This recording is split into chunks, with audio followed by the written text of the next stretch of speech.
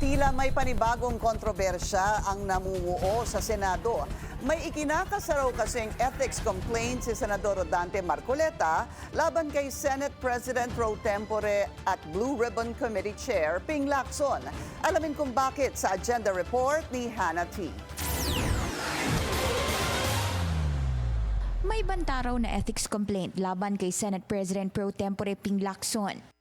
Yan ay dahil sa isa umanong spliced video ng isang hearing ng Commission on Appointments. Sa isang TV show, una nang inihayag ni Senator Rodante Marcoleta ang kanyang saloobin pagdating sa video umano ng kampo ni Lacson. Laman nito ang pag-iit ni Lacson na atin ang Kalayaan Island Group matapos umanong sabihin ni Marcoleta na way beyond our exclusive economic zone ito. Yan ay habang kaharap ni Marcoleta ang isang senior officer sa hanay ng Philippine Navy sa pagdinig.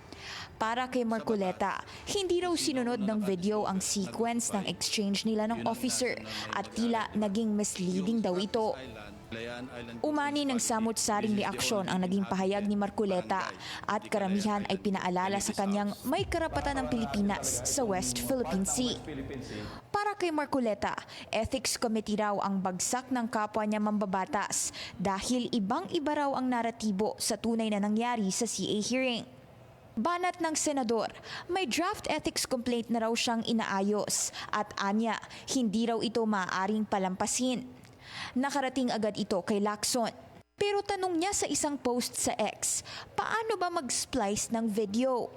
Ni wala raw siyang ideya tungkol dito at kailangang may magturo sa kanya kung paano ito gawin. Sa isang separate text message naman sa BNC, sinabi ni Lacson na wala siyang ideya kung anong video ang tinutukoy ni Marcoleta at zero nga ang kaalaman niya sa pag-splice ng isang video. Kasabay niyan ang banta ni Marcoleta na kasuhan si dating Supreme Court Senior Associate Justice Antonio Carpio for treason. Kaugnayan ng desisyon ni Carpio bilang ponente sa Magalona versus Ermita case noong 2011 kung saan ayon kay Marcoleta ay epektibong nalimitahan ang saklaw ng ating bansa sa ating karagatan. Sagot ni Carpio, treason cannot be committed during peacetime. Una nang hinamon ni Marcoleta si Carpio sa isang debate tungkol sa sigalot sa laot na siya namang tinanggap ng dating mahistrado. Para sa agenda, Hannah T, Bilyonaryo News Channel. Mag-follow sa aming mga social media accounts at mag-subscribe sa aming YouTube channel para sa pinakahuli at eksklusibong mga balita.